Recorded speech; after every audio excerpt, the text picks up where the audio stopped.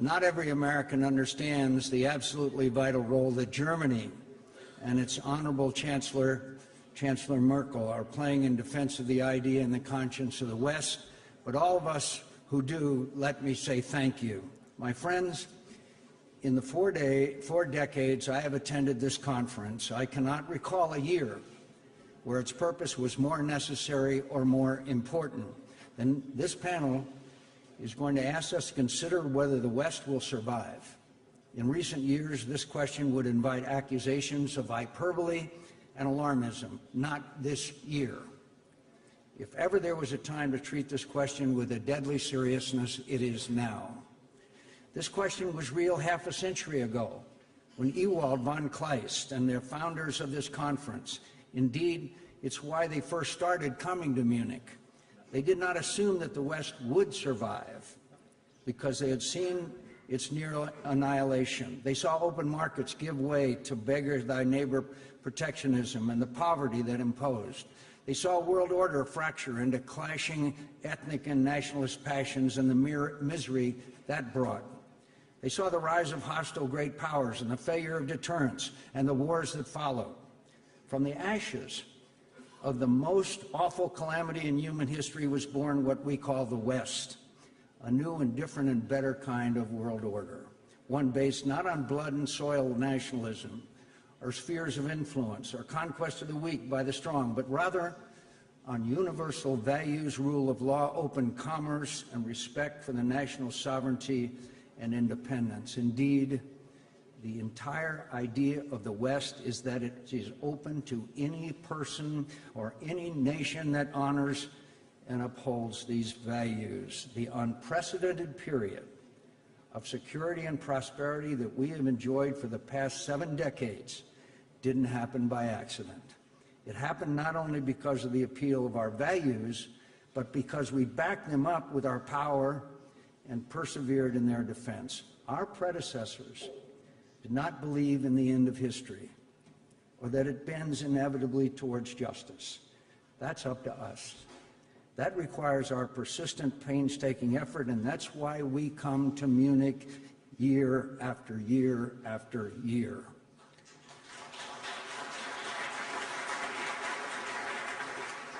What would von Kleist's generation say if they saw our world today? I fear that much about it would be all too familiar for them, and they would be alarmed by it. They would be alarmed by an increasing turn away from universal values and toward old ties of blood and race and sectarianism. They would be alarmed by the hardening resentment we see towards immigrants and refugees and minority groups, especially Muslims. They would be alarmed by the growing inability and even unwillingness to separate truth from lies. They would be alarmed that more and more of our fellow citizens seem to be flirting with authoritarianism and romanticizing it as our moral equivalent. But what would alarm them most, I think, is a sense that many of our peoples, including in my own country, are giving up on the West, that they see it as a bad deal that we may be better off without, and that while Western nations still have the power to maintain our world order, it's unclear whether we have the will. All of us must accept our share of blame for this turn of events. We grew complacent. We made mistakes. At times we tried to do too much, and at others we failed to do enough. We lost touch with many of our people. We've been too slow to recognize and respond to their hardships. We need to face up to these realities, but this does not mean losing hope and retreating. That we must not do. I know there is profound concern across Europe and the world that America is laying down the mantle of global leadership.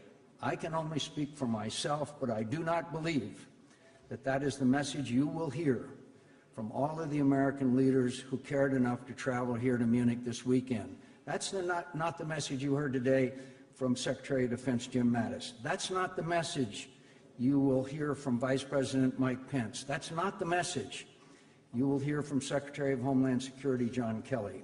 And that is certainly not the message you will hear tomorrow from our bipartisan congressional delegation. Make no mistake, my friends, these are dangerous times, but you should not count America out. And we should not...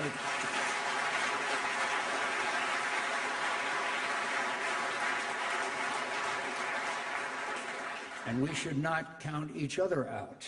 We must be prudent, but we cannot wring our hands and wallow in self-doubt. We must appreciate the limits of our power, but we cannot allow ourselves to question the rightness and goodness of the West. We must understand and learn from our mistakes, but we cannot be paralyzed by fear. We cannot give up on ourselves and on each other. That is the definition of decadence. And that's how world orders really do decline and fail. That is exactly what our adversaries want. This is their goal. They have no meaningful allies, so they seek to sow dissent among us and divide us from each other. They know that their power and influence are inferior to ours, so they seek to subvert us and erode our resolve to resist and terrorize us into passivity.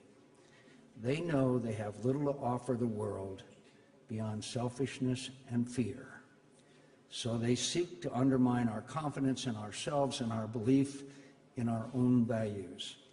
We must take our own side in this fight. We must be vigilant. We must persevere. And through it all, we must never, never cease to believe in the moral superiority of our own values, that we stand for truth against falsehood, freedom against tyranny, right against injustice, hope against despair, and that even though we will inevitably take losses and suffer setbacks through it all, as long as people of goodwill and courage refuse to lose faith in the West, it will endure.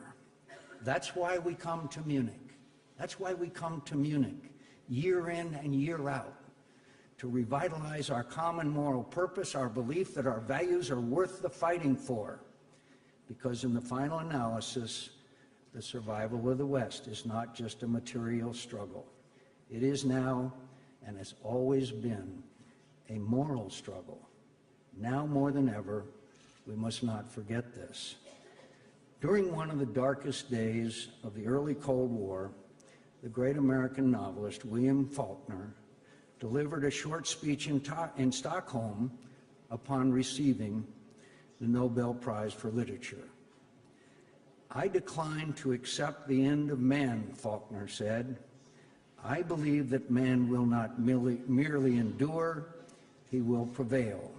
He is immortal, not because he alone among creatures has an inexhaustible voice, but because he has a soul, a spirit capable of compassion and sacrifice and endurance.